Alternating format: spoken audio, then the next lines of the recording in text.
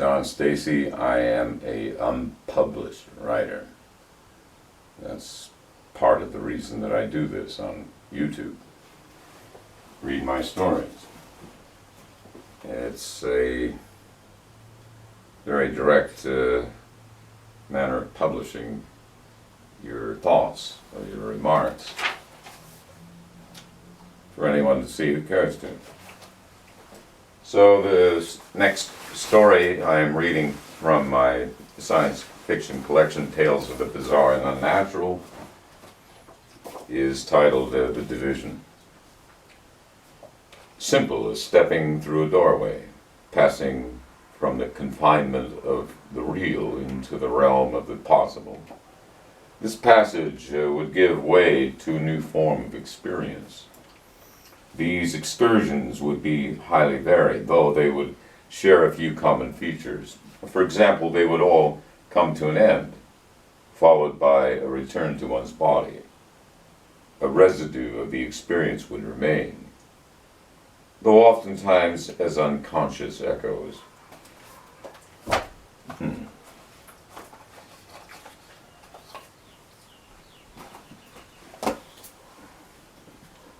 In a way, I'm getting warmed up here, see?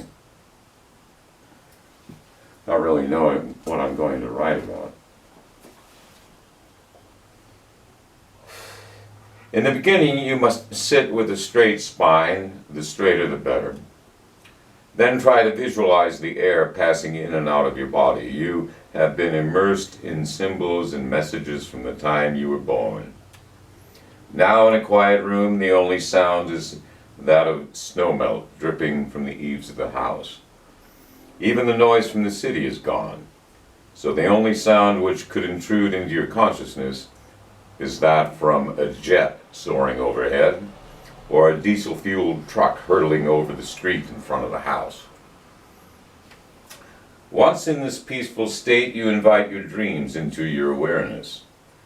They are the residue of memory, scattered traces of images which no longer retain their contextual meaning. So the boundary between dream and memory grows ambiguous. The door we are seeking is within this boundary. A jet passes far above and you are drawn down to earth as you are drawn into the moment, and the excursion begins as the furnace engages, and a moment later the motor for the blower begins to turn and accelerates into a spin.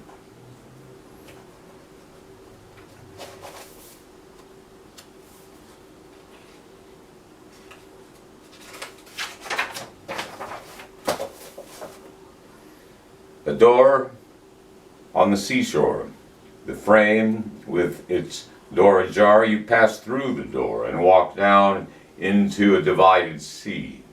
The swirling spectacle of symbols on either side, as if contained by thick plexiglass walls.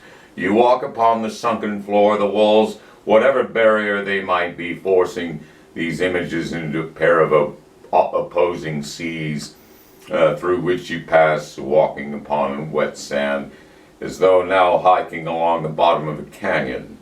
You feel the anxiety from thinking this barrier forest could disappear at any moment, and you could drown in this flood tide of images heaving and gushing over you. It is a strange, unnatural anxiety, as many nowadays are.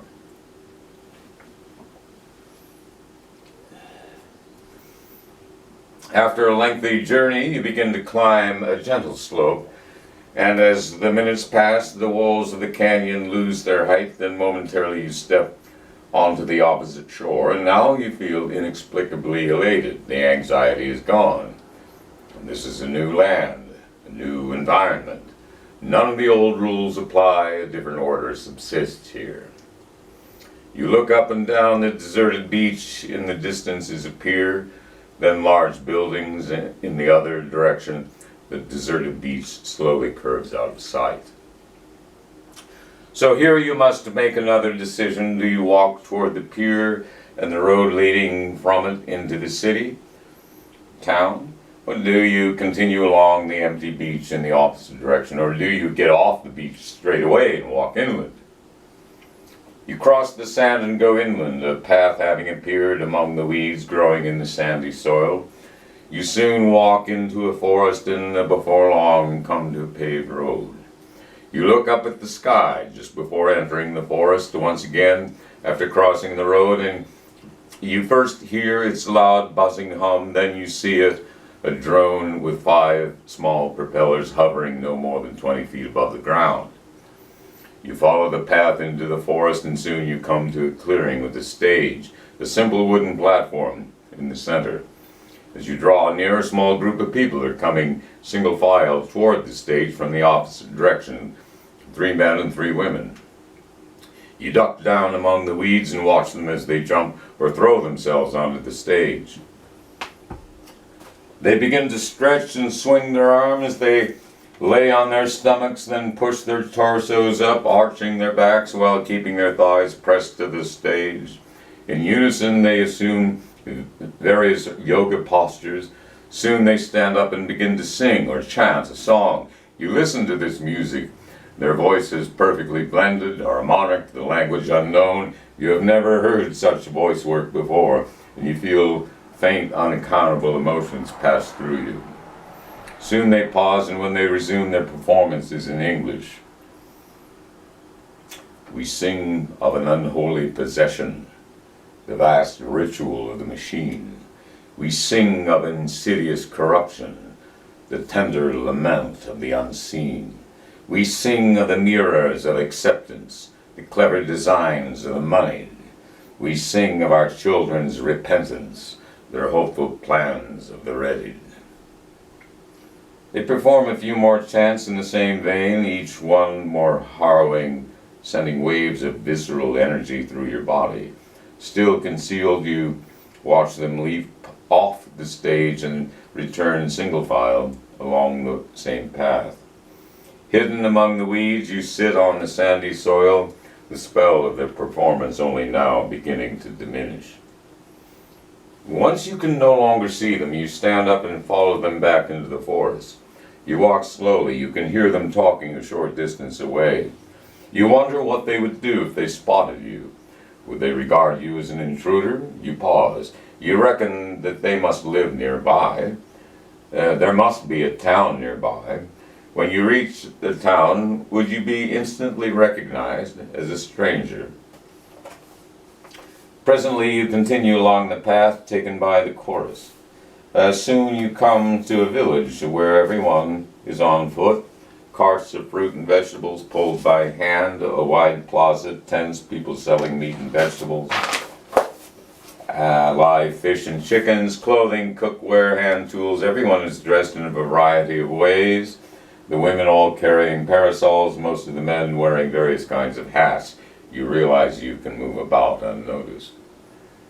You walk along a street which seems endless, blankets and canvas tarps spread over the tiled sidewalk, vegetables stacked upon them, the languages spoken around you unknown. Now you realize you will be viewed as a foreigner whenever you try to communicate.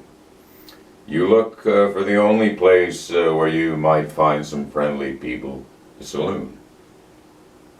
There you can place your coins on the bar until the dubious proprietor nods. Soon you come upon a tent fashioned from a parachute made in the 1970s.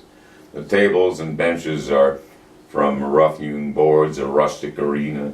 In fact, there is a Franklin wood stove at the far end. The remains of an industrialized computer age, you hear yourself think, when people had chips buried in their hearts for rhythmic electrical stimulation. You had the instinct to withdraw from the world, to take a deeper and deeper breath away from its toxic effects into a candor of the unborn. You drop a third coin onto the counter, which the proprietor accepts as a matter of due course. Then you lean against the bar and look around. You look at the crowd of men and women, though they are not having raucous conversations as you might expect, but rather low, muted, murmurous private exchanges. You see a table which is not crowded, and you pass several tables to reach it. People and sometimes young families seated together, for you have come to a refugee camp run by Luddites. Without any plan, you sit and drink very slowly. This drink must last at least an hour. You only have 6 more coins in your pocket. At the same moment, a man and a woman sit down facing each other. The woman sits beside you. Plot development.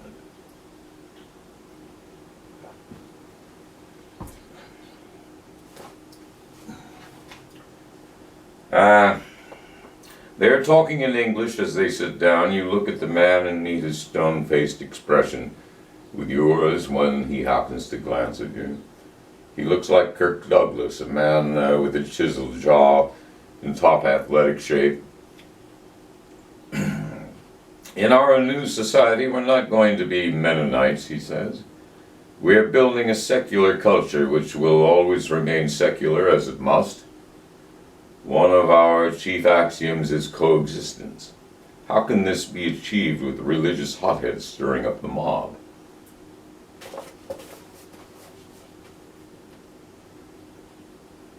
We know the fate of advanced capitalism is the destruction of the earth, the woman says. And we know that our movement is an instinctual biological reaction to it. This was our fundamental justification for all our acts of sabotage. Paula, we are a long ways past those days of anarchy, he says. The world became a refugee camp where the rich have their citadels guarded day and night by mercenaries. Yes, she says, and one of the earliest machines was the musket, and prior to that, the corkscrew, crossbow.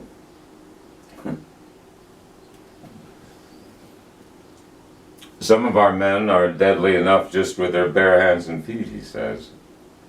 They pause and then the woman turns to look at you. How are you doing, stranger? Welcome to our little village. We're all refugees from the past here. One of the first things you learn is that when our camp exceeds 3,000 people, we must divide into 2 groups of 1,500 each. One group gets to stay. The other group must set off on foot, taking their animals with them. You manage to absorb this fresh information. You wait for a moment before saying, I passed a stage when I came here from the beach. What's that used for? For speeches and performances, she says. What kind of speeches, you ask? Village politics, mainly. When someone jumps onto the stage, everyone in the crowd falls silent and waits for the latest speaker to begin. When you pause for more than 5 seconds, a gong will sound and you must get off the stage immediately, she says. The days we give speeches are never dull, he says. Newcomers like yourself usually stay at the DeLorean Estates, a flophouse not far from the pier. You can rent a room for a week with one of those coins in your pocket. You smile and thank them for this information. You take another small sip from your flagon of beer. I thought it rather remarkable how I got to the beach, you say casually. Oh my goodness, we never talk about that. We are focused on the immediate world as well as the future, the woman says.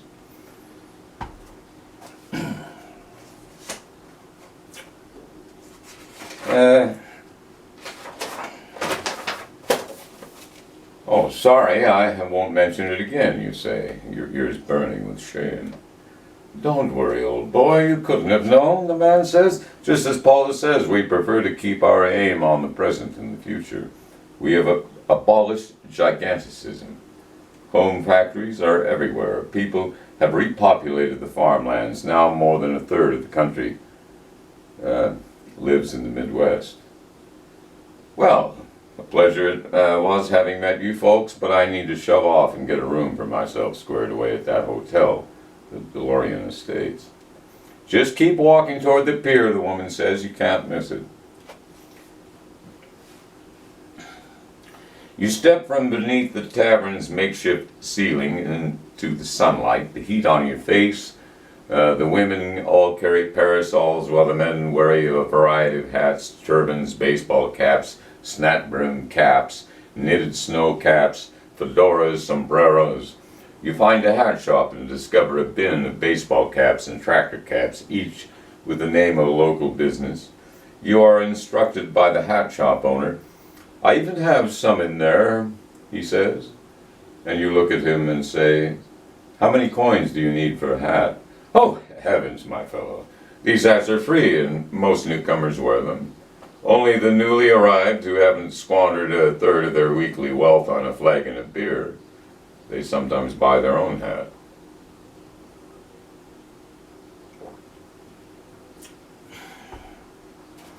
You leave the man's cluttered shop wearing a baseball cap emblazoned with the abstract suggestion of a fedora reminiscent of the Red Hat logo. The street through this busy market takes a turn, and soon you see a 4-story brick building, and near the corner of the building, painted in 2 columns, are the words DeLorean Estates. You walk along its street front toward the main entrance and the canopy-covered stairs leading up to it. You note that the brickwork is uniform. Skilled mason had built those walls.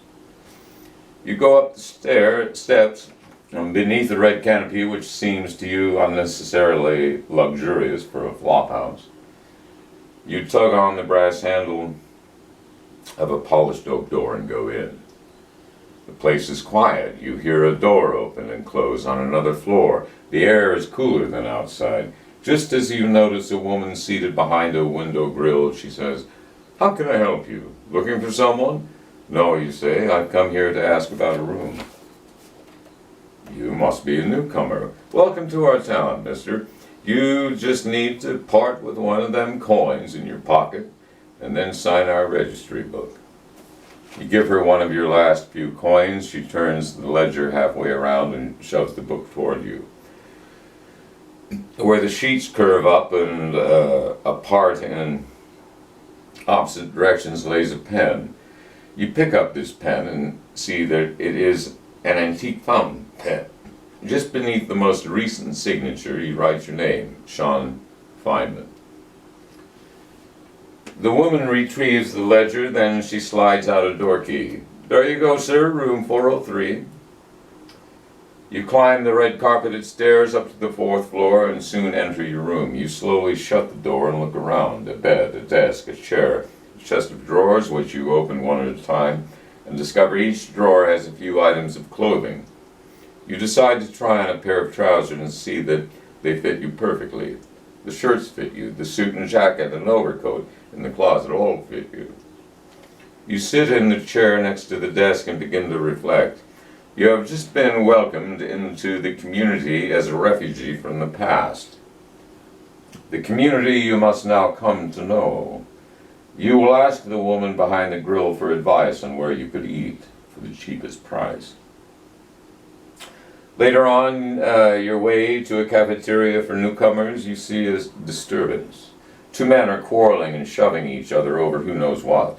Suddenly another man who has been sitting beneath a blanket leaps to his feet, shirtless, and rushes at the pair of men fighting and throws one away from the other. One of the brawlers now attacks him in return and quickly finds himself flung to the ground after receiving a stunning kick to the jaw. Seeing this, the other man runs off. The shirtless man returns to his blanket and sits down and covers himself. He glances at you without menace or hostility, merely with a passing curiosity as you walk past him. As with the hat shop, you discover that the cafeteria provides free meals for newcomers, stew and a chunk of bread. There seems to be more conversation here in the cafeteria than at the tavern. You slowly eat your meal and look around. Eating a spoonful of stew, you taste a blend of spices and a chopped piece of celery covered in a sauce. You glance from one person to another in a crowd of people seated at long tables. On 3 sides of this warehouse hang a series of long tapestries. Despite this arrangement, you hear a great swell of voices echoing from the brick-tiled floor and the ceiling with its crisscrossing metal beams supporting the roof. Once you have finished your meal, you do as a few others have done and rinse off your spoon and bowl at a spigot and toss them into their respective bins. You go back to the rooming house and ask the manager if there's any work to be found. Well, there's a lot of jobs out there. What you wind up with depends on what you used to do in your former life, in many cases, is what I've heard. Well, let me give you some advice. These jobs all pay the same rate per hour no matter what you do. A doctor earns the same amount as a garbage collector. In our town, we turn out a minimum of waste, human or otherwise. By the way, that toilet at your end of the hall has a way of backing up. You know anything about plumbing? I'll give you 6 of them coins to fix it. That's almost a week's wages. Why is the beer so expensive, you ask. Oh, you just had the misfortune of going to the wrong tavern. At the joint for newcomers, you don't have to pay for your drinks, but if you happen to have been a drunkard in your former life, you better be damn sure you watch your step. There's a term the cops use, parasitic troublemaker, or they just use the word vagrant from the old days.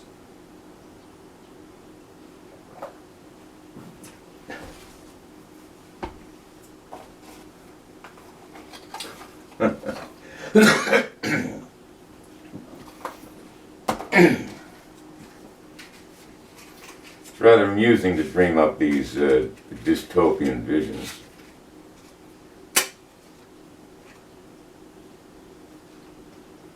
These days I think it's a little easier than it might have been, say, 30 years ago. Things are a bit more dire now.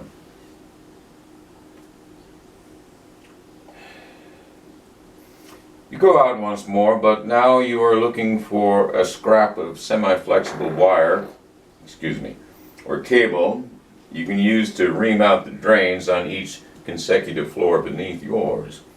You would like to earn those 6 coins, she offered. The outdoor market in this town is on every street, beneath the shade of every coveted tree.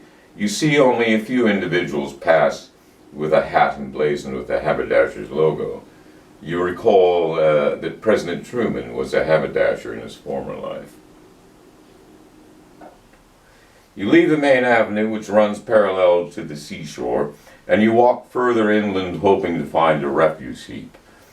People sometimes glance at your baseball cap and smile. You ask one of them where you might find a garbage dump, and the fellow says with a Norwegian accent, "You're headed in the right direction, mister, though I'd get rid of that hat.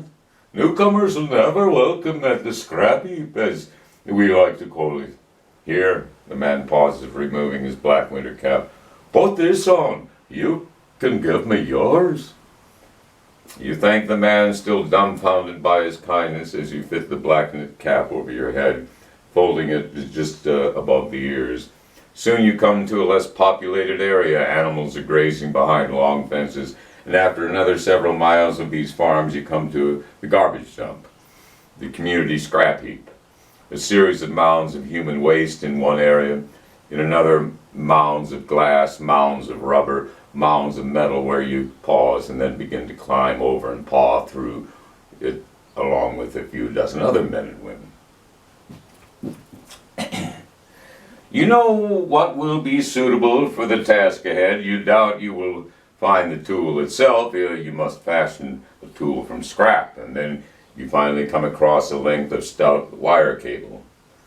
You look around as you coil this into a metal lariat, and now you want some wood to fashion a pair of handles. You must find a discarded knife to carve the wood. You look further with anxious haste and find what you need.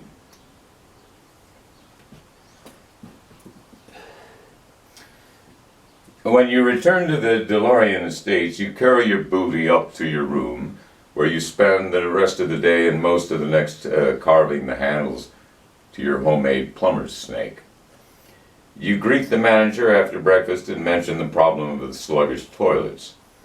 "Oh," she says, "the man and woman on the first floor are fit to be tied. They just arrived yesterday, and that was the last room I had. About time I kicked some of the long-term residents out of here. So, you think you can get her unclogged with that gadget of yours? Let's just see." She comes out of the hallway, a wide-hipped woman wearing a long, billowing skirt.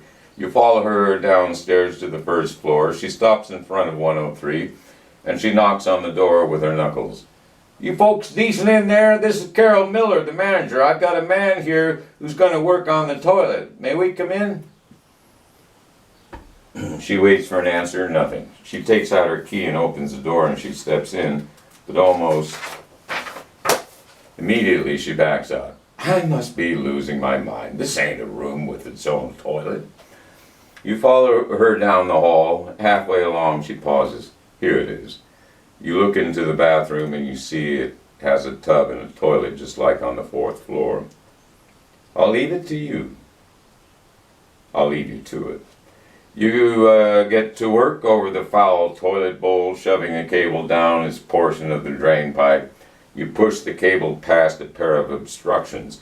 Once the cable has been fed in all the way, you remove the pieces of wood, which will serve as handles. You fit the 2 pieces of wood around the cable for each handle, encasing it like a hot dog.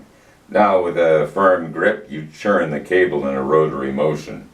After several minutes of this exercise, you withdraw the cable from the toilet, wiping it off with a rag as it emerges. You push the handle on the cistern and watch water course down out of the toilet. You do this on each floor, 2nd, 3rd, and finally your own. The work goes smoothly and you take a craftsman's pleasure in a job well done. You put the cable and its wooden handles under your bed, then you go downstairs to collect your wages. "I'm mighty glad you were able to fix that drain pipe, Mr. Feynman. Give me a moment and I'll get what I owe you." You watch her work. The combination of a safe her body fully blocks your view of the dial. She puts 6 coins in the trough beneath the window grill. "There's plenty more hotels in this town," she said. "You might just ply your trade at some of them. Tell them Carol Miller sent you." You thank her and bid her a good day, and you go outside to see more of the town and have dinner somewhere other than the cafeteria for newcomers. You find a taqueria and enter a long, narrow space with a column of tables pressed against the wall. You walk down the aisle toward the kitchen and spot an empty table just as a woman comes through the door into the dining area. "Hello, mister. We always like to see a new face here. Have a seat at that empty table." "Say, Paula, isn't that the guy we met at the tavern the other day?" "Sure it is. Hey, buddy, have a seat with us." "I'd be intruding, you say." "No, not at all," Paula says as she pats the chair next to her. "Have a seat, Sean. You can tell us how you've been getting on." You sit down next to Paula, her refreshing smile lingering in your gaze. You then glance at the man and say, "I'm sorry, I didn't catch your name." "Quentin, as in San Quentin," he says, and extends his hand over the table. You shake his hand and say, "You folks have been here a while, I expect."